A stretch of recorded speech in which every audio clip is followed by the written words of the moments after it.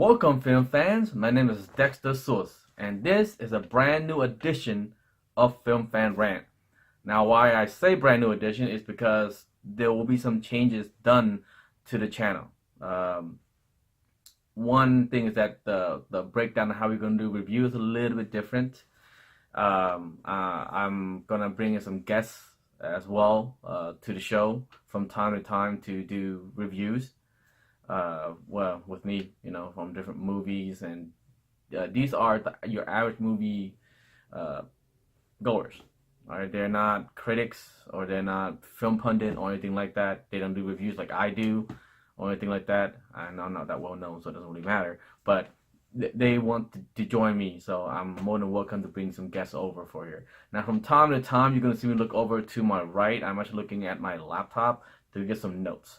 Okay, so. Without further ado, all right, this is how our review rating is going to be like.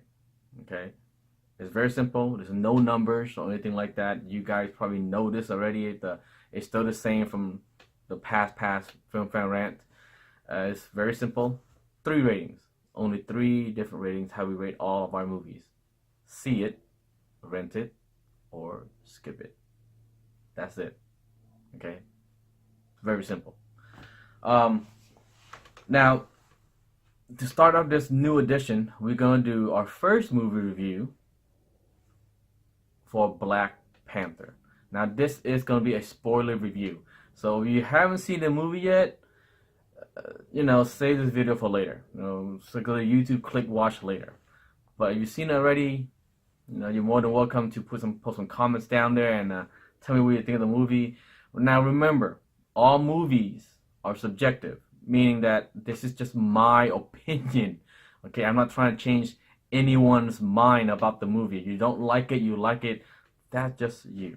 Okay, just do you on that.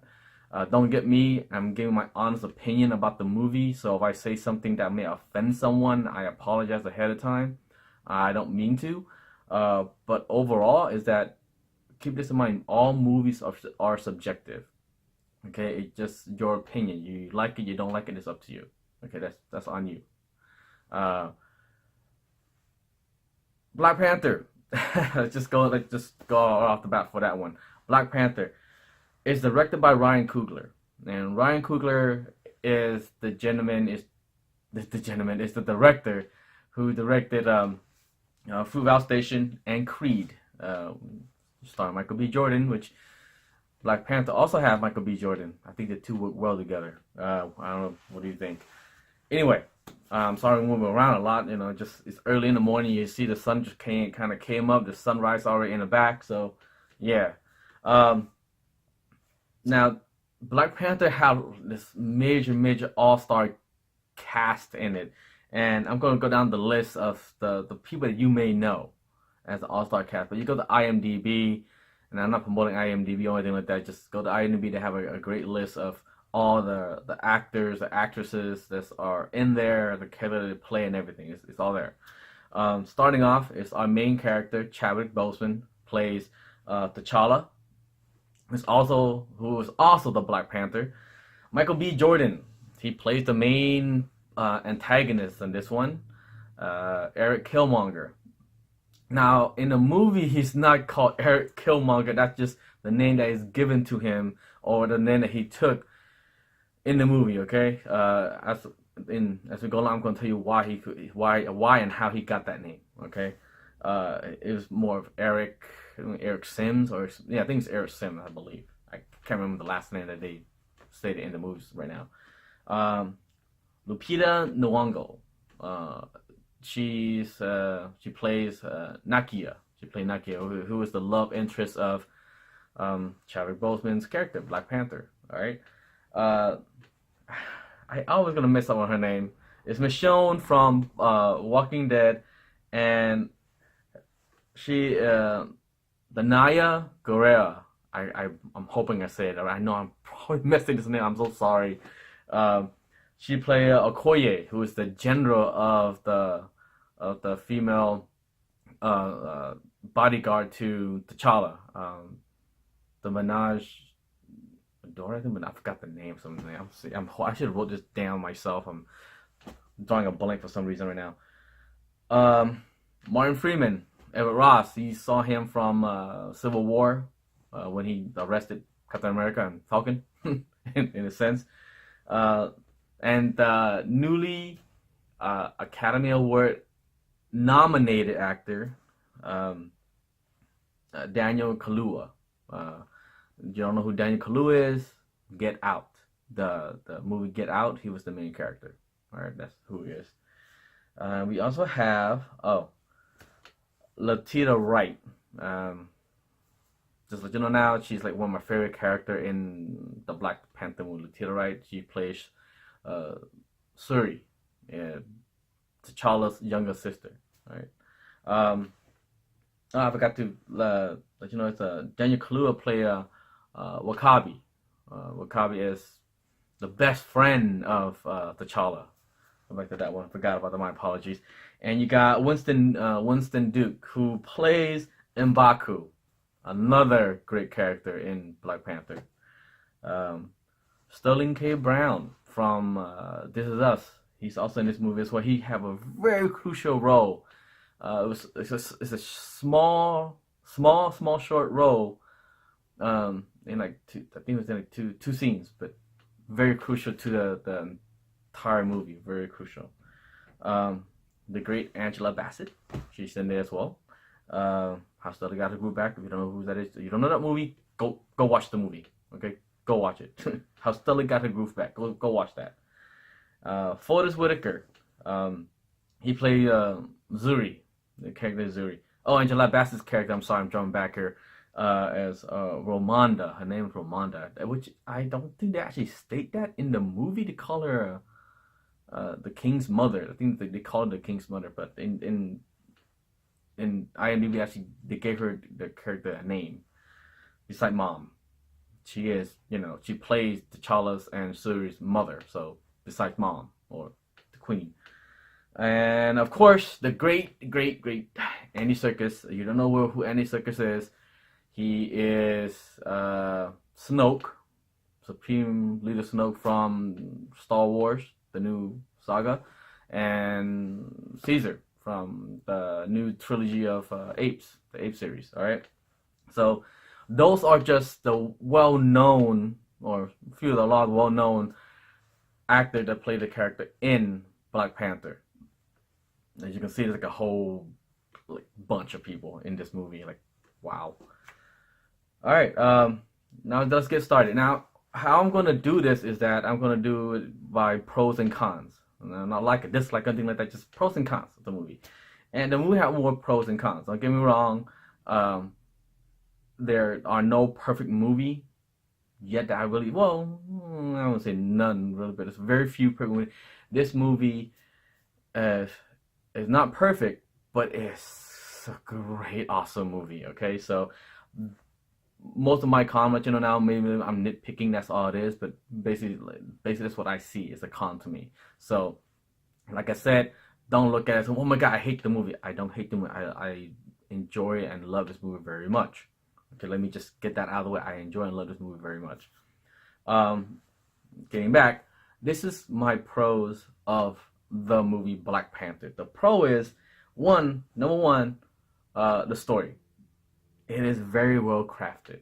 Okay, very well. Ryan Coogler is a great storyteller. So when you open up the movie and everything, you see T'Challa. The movie takes place a week after Civil War. 1 week after Civil War. So you already know, okay, so this is going on by a week now. He's, starting to take the mantle of being the Black Panther and the king of the world. He's not king yet. He just put on the Black Panther suit, but he's not fully king yet.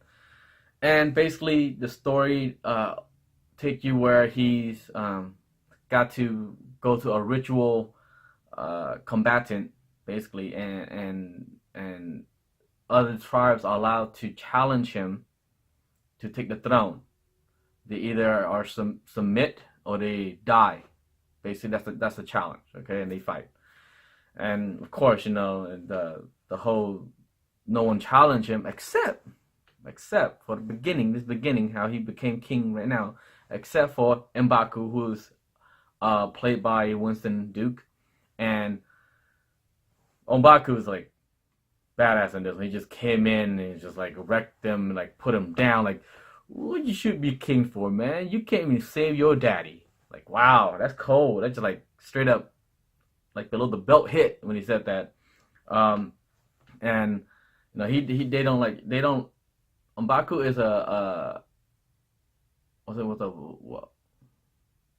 They try to live in a mountain. I forgot the name of the tribe. I'm sorry, but they live in a mountain. It came down because it's challenged. They want to challenge. They want to take over because they're sick and tired of the people that live down the mountain who live all this wealth and greatness. But at the exact same time, they're like he said in the movie. He says you trust your technology to a young kid who scoff at tradition. You know, basically saying that, you know, what the hell's wrong with you people in that sense. Like, you know, you trust a kid with all this high powered tech and who doesn't care about tradition. Anyway, well, keep a long story short on that one. Just seeing T'Challa almost lost in that one. The reason why he almost lost is because basically to do the challenge, he cannot have the strength, agility, or any power of the Black Panther. Okay, we'll get to and how the Black Panther actually do have certain enhanced abilities. Okay, so he almost lost. He came close to losing, but he won at the end because M'Baku actually submitted due to like a reverse triangle leg block. All right. So the story is really well crafted. And it showed you how he became king, and then he went on to lose the throne in a bit, in a sense, and we'll get to that too, and then basically redeem himself back. And the story is deep. There's so many great parts in this movie. I'm not trying to ruin everything for you, but it's so many great parts in the movies that you really have to, you know, take it all in. And the reason I had to say it that way because basically a lot of people going in there either have high expectation or no expectation or anything like that, but the storytelling of it is really great. And some people say they don't like it because it's slow. I guess that's what I heard from some of my colleagues. I heard from you know, like social media, but overall, really, it's the storytelling. You can't just jump out with things exploding, boom, bang, bang everywhere.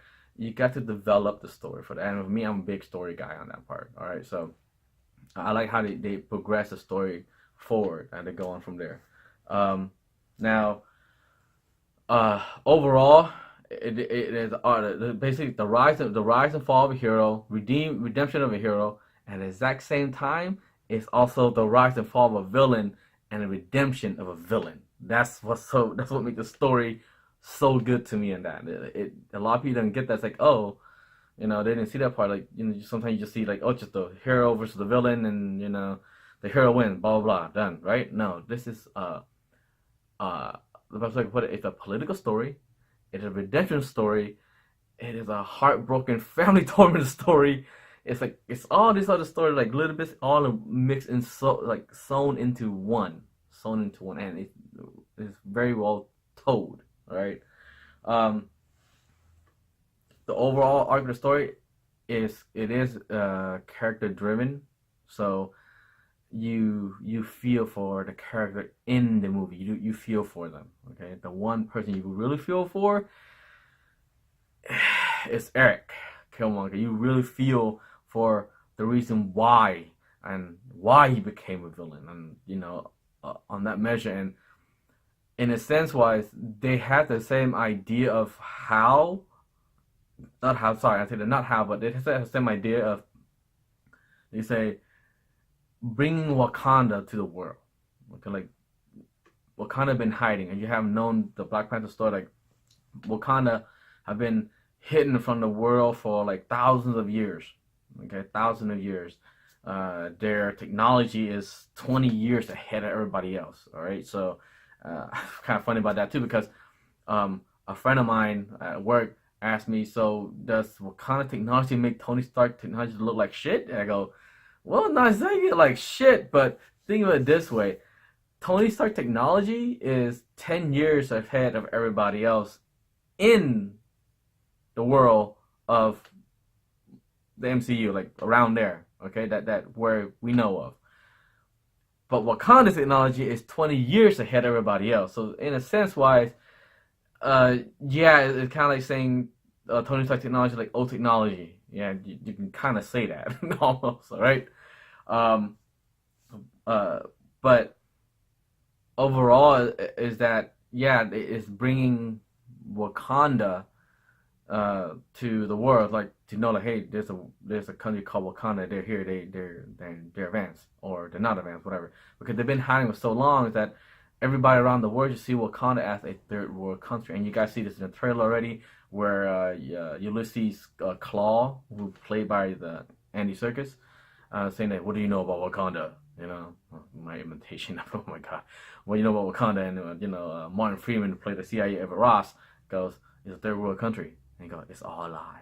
Like, that scene is actually really well done too. Now, the world of Wakanda, when you see them with the world of Wakanda, make you believe that Wakanda do exist. That's one. The way they flew in first part without entering the city yet. It's just basically the countryside, like everything. Wow, it's beautiful, like landscape and everything, right? But it's supposed to be a third world country, which is kind of ironic at the same time, because when they flew in, it looked beautiful, but then the rest of the world look at them saying it's a desert, barren wasteland. But it's not. It's like rainforest, but they say it's rainforest. It's tough. It's third world country, but it's really weird in that sense. All right. Anyway, getting back, the world building in this one is fantastic. It makes you believe really that Wakanda do exist in the real world. But it just doesn't exist in the real world. It's a make-believe country. But man, I wish Wakanda was real. The way that they set up the world is unbelievable. Okay, it's great. It's grand. It's grandeur. Though I'm hoping I'm using the right adjective for its grandeur. All right. What's great about it as well is that I believe the culture itself is part of it. The culture is real in the sense that I believe Ryan Coogler may have pulled different variation of culture from Africa and everything, and to place into the Wakandan culture, so that it feels real. So when you watch something like, yeah, that could be a real thing that they do. That could be a real thing that they do, because I believe it is really just all woven into one for Wakanda. And a lot of people was asking online about why does the Wakandans speak their language and English back and forth. So I was just thinking, maybe they want to do that, like in a sense. Why I got a feeling that Wakanda may speak more than just their language and English, The reason why, because you see Lupita Nyong'o's character Nikita. There's a scene. The scene is that they went to South Korea and Busan. Busan. Busan. You guys don't know, it's a little bit off track here. You guys haven't seen Train to Busan, go check out Train to Busan. And you'll love it. All right. Anyway, getting back. She walking there, they showed up because they're going after Ulysses Claw. Okay, they're going after him, and they want to catch him because he stole vibranium from them. And this is like happened like almost 30 years ago, and then now he's back. He showed on their radar. They want to go after him, and T'Challa, Okoye, and Nikita is going after him. Anyway, as they're walking up into all of a sudden, Nikita speaks Korean. She speaks Korean, and for one moment you used to think, okay, so I guess the other two, T'Challa and Okoye, don't speak Korean. But then as they went into the secret casino, T'Challa, what trouble is she talking about? So that tells me, one, the Wakandan people, especially in the higher tribe or area-wise, they speak more than just English or their native tongue or anything. They speak probably 4 or 5 other different languages as well. That's the that's the vibe that I've gotten from Black Panther. Like, these people speak more than just one or two languages. They speak probably multiple languages, multiple, not just bilingual, like triple, quadruple lingual.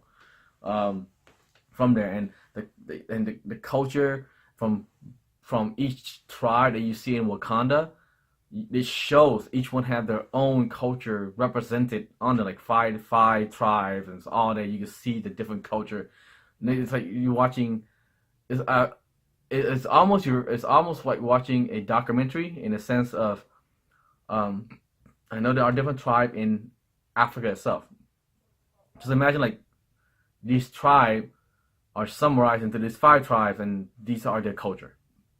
That's what it kind of is similar to me. I'm hoping I'm not offending anybody by saying that. It's just that that's what it feels like to me. Like, oh, you could learn a lot by just watching this part. I mean, I know it's not all real. I get that. I know it's not that. It just the the reflection of it makes it feel real about it, because it's representing a culture, a culture that, in a sense, why it's real, but representing it in a film context where certain part is real, certain part are not real. Okay. Now, remember what I said in the beginning. This movie is political, so in a social presence wise, it do talk about the political issue that's happening around the world, especially here in America. What's going on on black people that's here, from current time and past history. So it relates to all of that. It brings all that on it. But the way that they did it, was that it wasn't pounding on your head. You get it? Like, it's not where every single moment they're telling you about it. Every single moment they're telling you about it. Every single moment they're telling you about it. They get, but then when they talk about it, they're not just talking about just the black people. They're talking about everyone. Like, every different race are different from each other. So it really depicts the struggle that we as a society goes through. That, you know, we go through this every single day, and the sad part is, like, in a sense, what it should be done with, it should be gone, but it's not. It's still here. Like, that issue is still here for some reason, and it sucks, because you're like, what the hell? I thought we outgrew that. No, unfortunately we didn't. Not all of us did. Some people are still stuck in that Stone Age phase where they see not a human being, but they just see, like, you know, a skin tone or whatever, that kind of scenario. And they deal with even the issue that we have now here, and they plan a certain season there, which which T'Challa said. Now I'm jumping ahead a bit here. When you stay to the mid post credit scene, T'Challa, Nikita, and Okoye, you know, the character, they went to the what's it called, United Nation area, and he's giving a speech, and one of the best line he said in there is that the fools built walls, okay, and the wise built bridges, which says a lot. It's a really deep statement that is stated in the movie, and I'm hoping it get across to a lot of people of the why he says that. You know, you may take it in a different way. I take it my way. You take it your way, as far as what he meant by that. That's all it is. Now, getting back, character. Another pro of this movie for me is that character development. Okay. A lot of time, certain movies take a long time to develop a certain character. So you can see where it comes from, what is the character all about, you know. But what I like about Ryan Coogler on this one, he had to introduce multiple character, okay, multiple character, and he did it well enough where each character get a moment to shine. I love that. Like, they get their own moment to shine to reflect who they are. Okay, majority of them. Okay, and the best example for that one is what's it? Shuri and and T'Challa. All right, they're brother and sister. Okay, and the scene is, you know, T'Challa's getting off the plane after he went to go get Nikita from her, what would you call it? It's her mission. I think it's her own mission, because she was trying to save some people in another part of Africa. Anyway, back, and they were joking around as they come back, and she asked Okoye, "Did he freeze?" "Oh, he freeze." And they walk away. They joke around, and then it's like just like the quickness of moment wise, you feel like, yeah, they're brother and sister. Like this, just the way that she talk towards him, act towards him, everything is really like a little sister, um, patronizing her older brother for fun, and she did it flawlessly. I was like, wow. And by the way, Suri is the smartest female. Not smartest. Take it back. Is the smartest person in the MCU. Okay, she's the smartest person in the MCU. If you guys didn't know that yet, it already stated in there. So you guys, I believe you can Google that and find out. I believe Kevin Feige actually stated that already. All right. Under, well, yeah. Well, like I said, the most character got their time to shine. Now, getting back now, this is where all you guys were like, "Damn, this guy's stupid. You don't know what he's fucking talking about Black Panther is the perfect movie." Blah blah blah blah. Like I said this, and I'm gonna say it again. This, to me, there's really no true perfect movie. Every single movie have a flaw to it, to me. But it's a flaw of like, the best way I could describe it is this: like sometimes what makes the movie great is also the flaws. That's the best way I could say it. All right. Sometimes what makes a movie great is the flaws. Um, it's kind of like identifying the movie. Okay. But like I said, the flaw for Black Panther for me, and this one is like, it's basically, I'm nitpicking here and there for it. You can say I'm nitpicking, or if you want to take it out, I am nitpicking on it. All right. One is the special effects. The special effect actually is great, but there are certain part of the movie when the special effects feel animated. I feel like I'm watching a Final Fantasy battle for a moment. The part where, um Eric Killmonger and T'Challa are fighting, and they fell into the pit of vibranium mining area. It felt very animated. I understand why it needs to be that way, because basically it is computer animated, but it feels like so animated. I'm like, I feel for a moment there with the background, the special effect, everything that was thrown together there. It really feel like I'm watching a Final Fantasy fight scene. It really did. It feel like I'm watching Sephiroth and Cloud fighting each other, and they're dressed up in Black Panther suits. That's what it feel like to me. For a moment, for every moment. Okay, that's the special effects. Story plot holes. A lot of people probably don't see a plot holes, or don't care about the plot hole, or overlook the plot holes, or stuff like that. But I saw the movie twice, and seeing it again, when I saw it the second time around, like, yeah, there's certain plot hole in this movie that kind of could just overlook it. But like I said, I'm just nitpicking on the cons here and there. But one of the plot holes that I noticed is, the first one, like, okay, Eric Killmonger kills Ulysses Claw. Ulysses Claw is dead. Like, wow, he dies? Whoa, shit. So what's gonna happen? I thought he was gonna live longer. No, he dies. Um, Eric kills him and brought him to Wakanda, and that's his way in. Now, a lot of people go, yeah, okay, he brought in.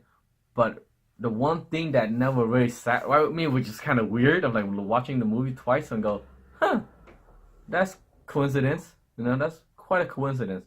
The reason why I gotta say it this way: Daniel Kaluuya, who plays W'Kabi, okay, W'Kabi's parent was killed by Ulysses Claw.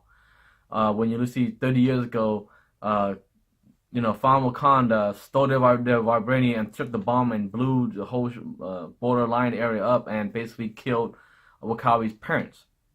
Okay, so Wakabi had this like tremendous, revenge, anger in him, vengeance in him, and here comes Eric in a plane with the body of Kaluuya and landed in the border of, let's say Wakanda, and what do you know? It's right where Daniel Kaluuya, Wakabi, character Wakabi, is there, like right there, and it's like he knows that, hey, yeah, this is the guy you want. This is the guy that killed your parent. I killed him for you. It's kind of like, wow, that's quite a coincidence, So that part to me never really kind of sat well, but I'm like, all right, I can overlook that. That's a little plot hole, whatever. You can say coincidental. Another thing too is also with Daniel Kaluuya's character. This is really weird. Is this, like I told you before, T'Challa and Wakabi, they're like brothers. They're like best friends. They grew up with each other. They've been through a lot with each other. So you're thinking that he's gonna back his homeboy up, even though his homeboy only been king for like a day, okay. And two other part that happened with these two characters that really never kind of like sat well with me, you could say, is that, okay, here T'Challa went to try to go catch Claw, but Claw escaped, unfortunately, because Eric went to save him. Anyway, and so he went to save him. T'Challa came back with Ross, who's saved Nikita from a bullet, and he got hit himself. So they're trying to save him. So they brought him into to Wakanda because they had the technology. We have the technology to save him. We can make him a better man, whatever. The $6 million man, don't get the reference. Okay. So they brought him in, here's Wakabi. Oh, they're back. I gotta go. He want to go talk to them. So he went and he goes, so what's Claw? And the child's like, sorry man, he escaped. He slipped through our fingers. And in that moment, from a brother understanding why, or a friend understanding why, sorry, you could have said, man, you only been king for a day. I understand this. Sometimes you cannot get everyone or something like that, right? But it came out to me, man, your dad been king for 30 years and he didn't do anything. I thought you wouldn't become king. It'll be different. I guess now risking your life trying to catch this guy, and you couldn't tell him that, that the one fucked up that he did, and you can like diss him like that, like, and he was risking his life to capture the guy who killed your parents. And the only reason why he escaped because he didn't know that his own cousin, yes, their cousin, is the one who saved him. Like, wow, come on. That's one. So that's the second one, and then the third one was like toward the battle scene. The battle scene was like, okay, all right. That's the one other character that to me they could have done a little bit better on that part. On how he, like, the friendship between the two it was too quick for him to go, yeah, we're brothers, we're best friends, blah blah, and then all of a sudden, like betrayed him, like quickly. What the hell? That was fast. Now, and yeah, that's what you could say is coincidence. You could live as all coincidence on that one. The third one to me is basically emotions. It sounds weird, like emotion. Hey, emotion is a con. Emotion is a con why it's only between Eric and T'Challa. The reason why I express this point is that this is just basically me. In my head, I expecting T'Challa to try to talk him out even more and more as him and Eric fight. In a sense, why? Because in one scene when Going back real quickly, I know I'm jumping back and forth here. There's a scene that basically after Eric brought the body of Yossi's Claw, and they took him to the throne room, and he's standing there being a dick. Of course, he's a villain. He gotta be a dick. All right, and basically he's standing there, and T'Challa know who he is. He knows, and he said to T'Challa, "Ask me who I am. Go ahead, ask me who I am." And he didn't want to say anything because he want them to ask who he is. So as he's walking away, of course, there's always some guy go who ask that question. So when he asked that question, Eric goes in Wakandan tongue, and he just said like, "I am what's Brown's character's name again? Njobu. Sorry, Njobu. Njobu, son, a prince." And everything was like, "Oh, what the hell is the line?" I was like, "Oh my God!" He's like, the prince thought he died. And I was like, "Well, I'm pretty he's the prince," And Angela Bassett said, "You lying?" Like, "No, sorry, my queen. He's telling the truth." He brought out the ring, and basically it's the same ring that T'Challa had. Basically, the ring has come in pairs. Okay, their great grandfather's ring. T'Challa's dad had one, who gave to him, and Njobu, Eric Killmonger's father has one, and then he got it. That's how he knows. There you go. They're cousins. Okay, they're cousins. It's all in the family. It's all in the family. So with that, what was it? No, I was going with this one. Sorry, I lost my place a minute. So basically, he's in with his right to fight for the throne. So he challenged T'Challa. Of course, the story goes, T'Challa found out what his dad did. Like, "Oh my God, my dad, I thought this great hero of mine, and Kina found he did this horrible thing where he killed his own brother." Yes, he killed his own brother, and left his nephew there to fend for himself in the United States. Okay, in America. Sorry. All right. So you kind of feel why Eric is kind of pissed off at his family right now, especially at his uncle and auntie and his cousin. Like, why he's pissed off at them, and he don't care about them in a sense anymore. So, of course they fought, and T'Challa technically lost, but he didn't die. Okay, he didn't die. He got beat, but he didn't die. He never submitted. Remember, the challenge is either the person dies or the person submit. Well, the person didn't die. They just thought he died, but he didn't die. So what's called? It's called the movie. It's called a movie. Well, T'Challa got thrown into the water. He got thrown over, the waterfall, and people thought he died. So it's like a movie. Like not. I wouldn't call it lazy writing. It's like a movie. There's a term for that. I can't remember it now for some reason. Oh shit. A scapegoat. Think of like a movie scapegoat scenario where, like, what should we do? We don't want to stab him, then we got to say that he died. So what if he just pick him and throw over the cliff and fall into a big giant puddle of like water and survive? Of course, he survived.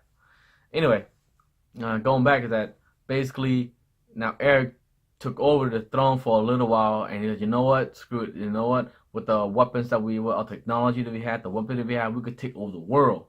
So that's what he did. He's like, we're gonna send all this weapon out to all of war dog, all of our spies around the world, and just basically take everybody out. That's what he want to do.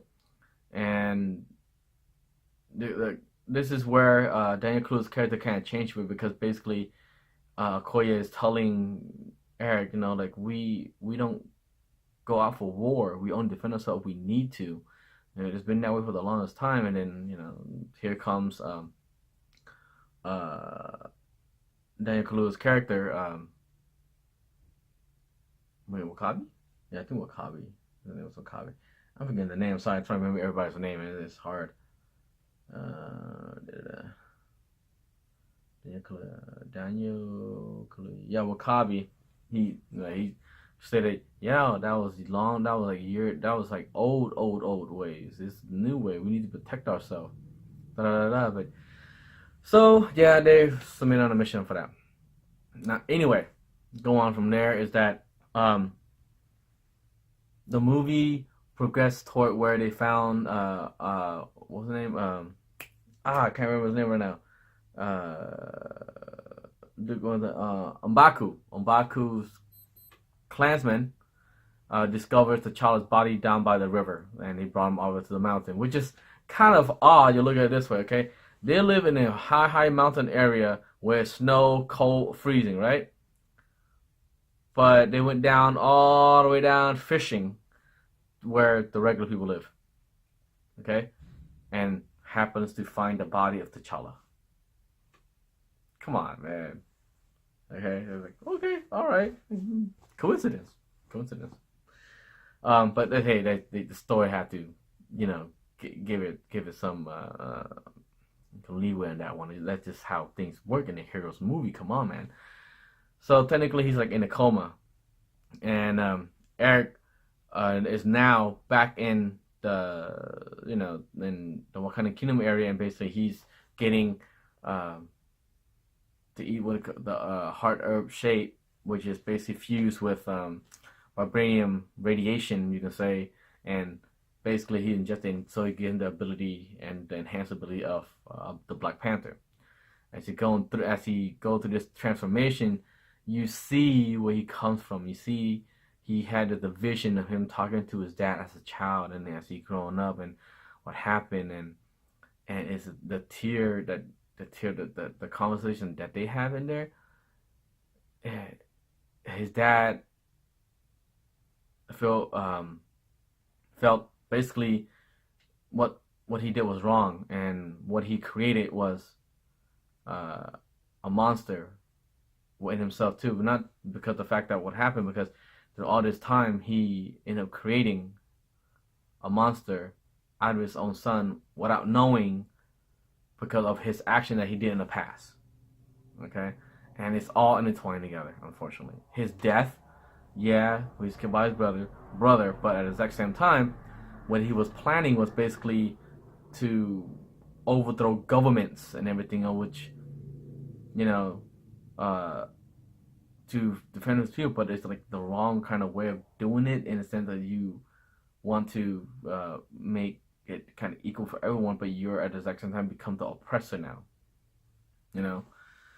Anyway, that's where things got very emotional for Eric, and seeing his dad, and you feel for Eric, you feel for Killmonger. It's like, dude, this guy been through a lot of shit, and he got to go through all this shit now, and you wonder why he's pissed off all the time, So he ordered everybody to burn the plant that gave the ability of Black Panther, because basically he's like, I am going to be the only king.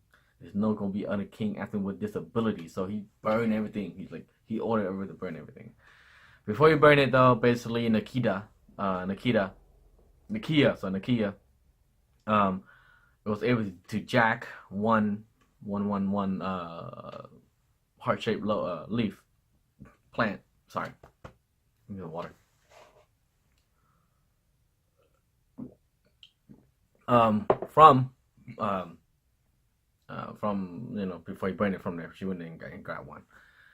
And basically, she wanted to take it to give it to like M'Baku, because everybody else right now is submitted to Eric.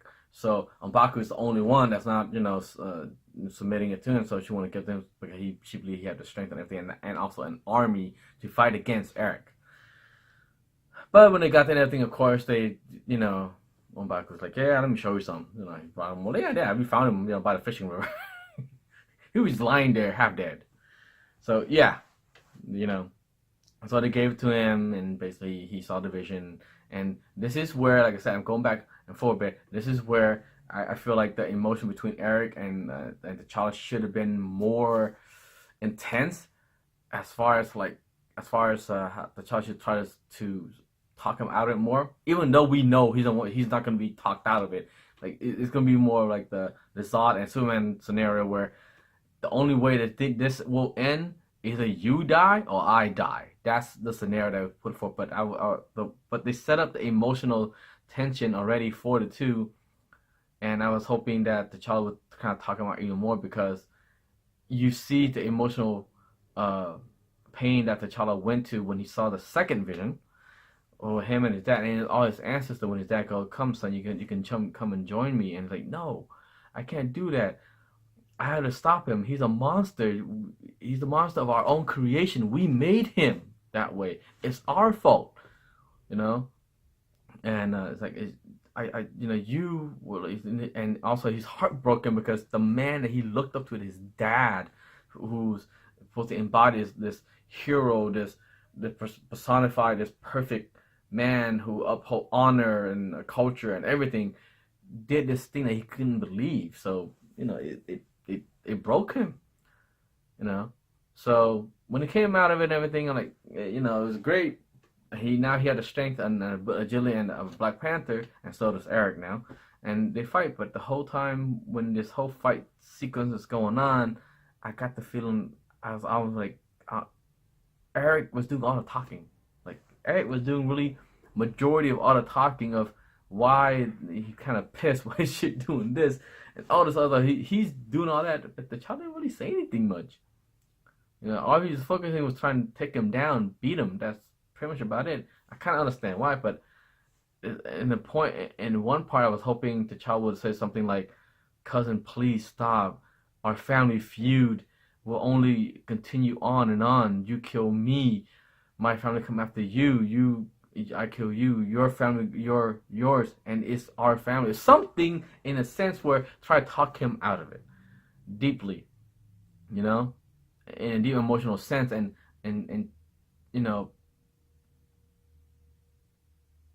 tearing up and apologizing for what his dad did to him, like in the fight, like telling him sorry.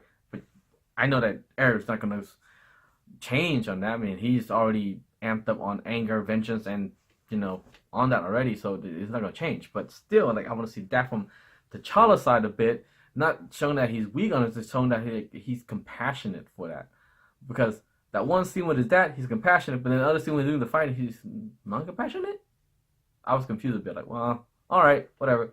Then at the end, he's a little bit more compassionate, but of course, T'Challa ended up killing his own cousin, Eric, and that death scene was wow.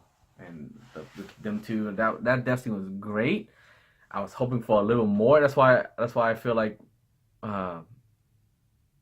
the best way to say, like, after leaving the movie, like, I wanted a little bit more out of it. Like, I want a little bit more out of it.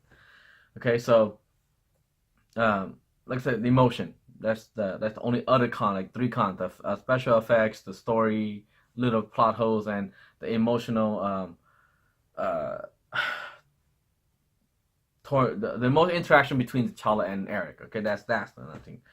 All right, so that is my review of Black Panther. Okay, the pros and cons. Now, another part that I'm adding to our review is that theories. Since this is the MCU, they're all theories. The question that a lot of people are asking me when out there is that they're asking me, so what do you think happened to Captain America? And the best logical explanation I could tell them is this: you want to know what happened to Captain America while this is happening to T'Challa in Wakanda? Watch Civil War. Watch Civil War. All right. Ending. Watch the ending. Not the post credit, but the ending of Civil War. Reason why is because the post credit you see Captain America already in Wakanda, but the ending he went to the raft to save and rescue Falcon, Ant-Man, Barton, and Scarlet Witch in the raft. Okay, he went over there. Sorry. So, time frame wise, the best logical explanation I can give that, while this is going on, this is where he was at. He's trying to rescue the people that's trapped in there, that was jailed there. So he's over there because remember, a week just went by. So the week that went by, he's already over to, he's already went over to the raft, and he's there, making his way to the raft. So remember, Black Panther is a week after Civil War. It's 1 week after. So that's where Captain America's at. Okay, and Bucky's already there, of course. So everybody know Bucky's already there. So that's my theory. Like, the ending of Civil War basically is where Captain America's at during the event of Wakanda, rise and fall of Black Panther and rise again. Yeah, rise and fall of Black Panther and rise again of Black Panther. Because technically, you watch the movie, technically it's a day and a half that this whole situation happened for Black Panther. So I don't think Captain America can get back in a day and a half or anything like that, because he's busy trying to break people out in a land scenario jail that could hold special people with enhanced abilities or highly trained. Okay.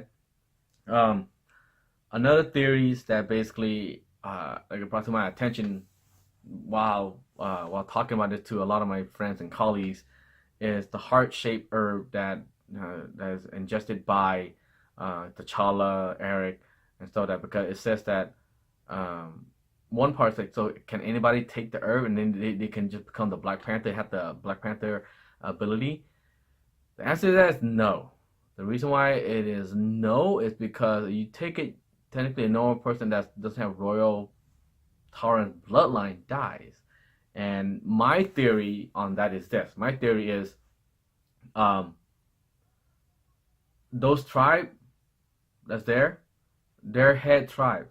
So somewhere along the line, at least a few of them became king at one point. At least became kings at one point. And became the Black Panther at one point. So each one of them, their bloodline have certain tolerance to the herb. Okay, so that's why they can eat, any one of them can challenge, and they can take the herb, and then they could get the ability. Okay, so they have to be, you could say, the head tribesman or the head of the family, like tribesman. That's the best way I could describe it. Okay, so if they're not, they can't just take it. That's why I say we no challenge there. We will not challenge you.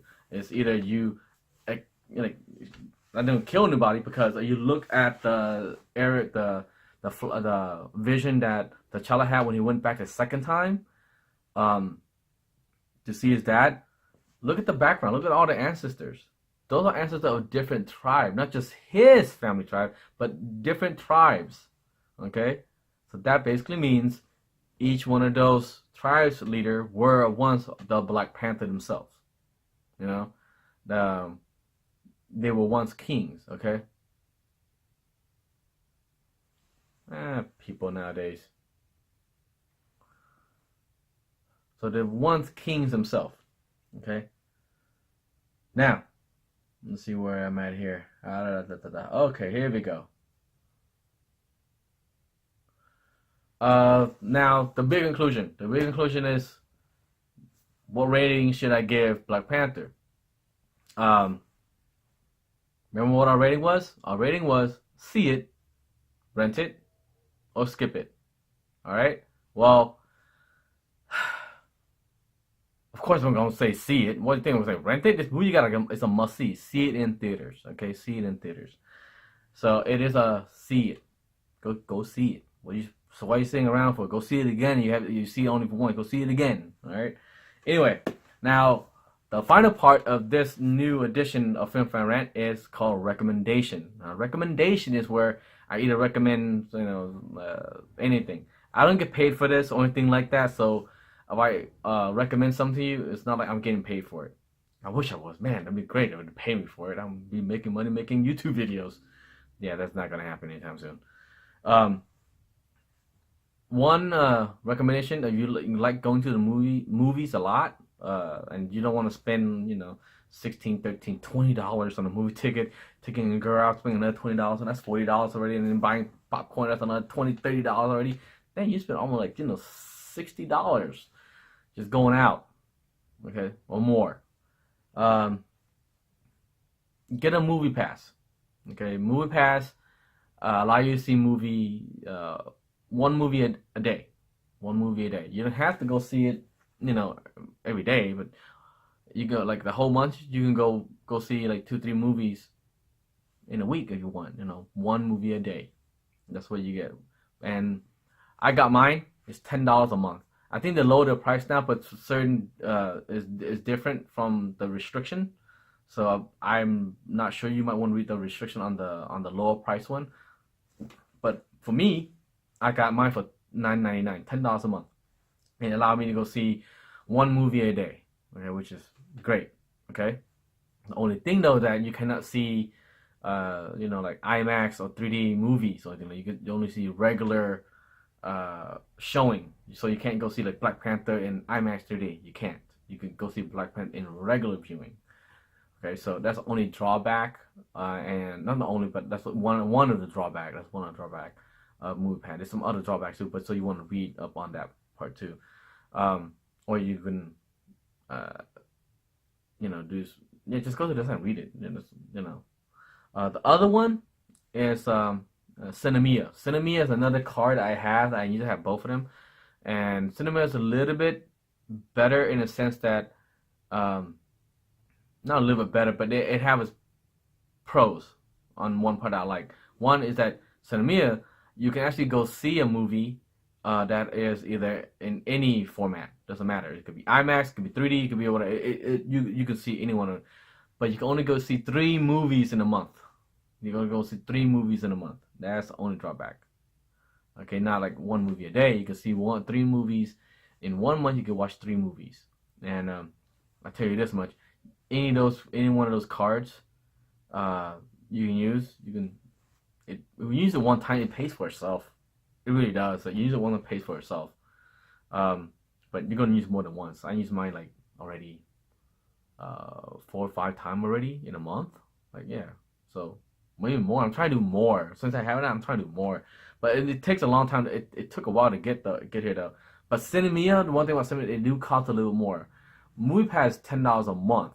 That one I paid, but Cinemia I paid $30 a month, and the only reason why mine is more on a $30 a month one because I got the other special one, which the promo code is Black Panther. You go to this into Black Panther. I am hoping it's still going on.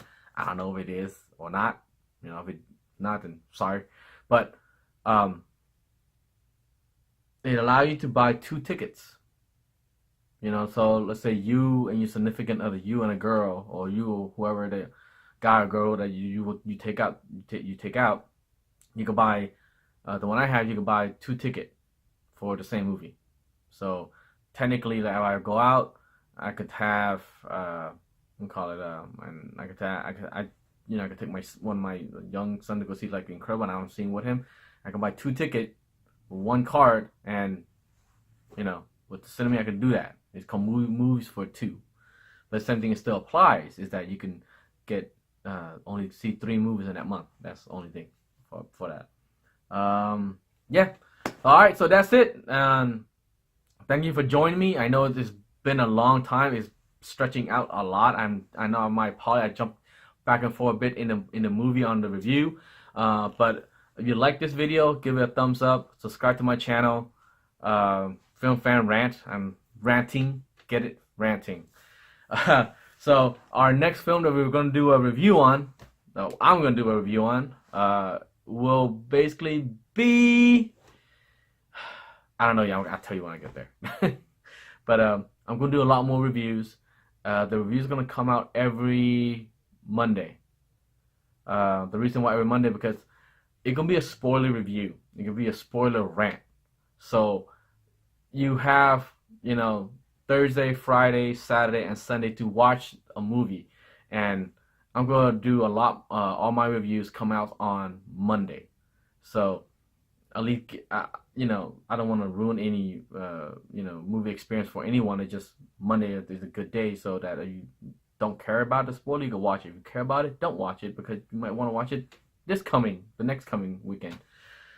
Alright, so that's it. You can write to me at filmfanrant@gmail.com and ask me any questions or any movie that you want do you suggest that I should see, or any recommendation of any movies.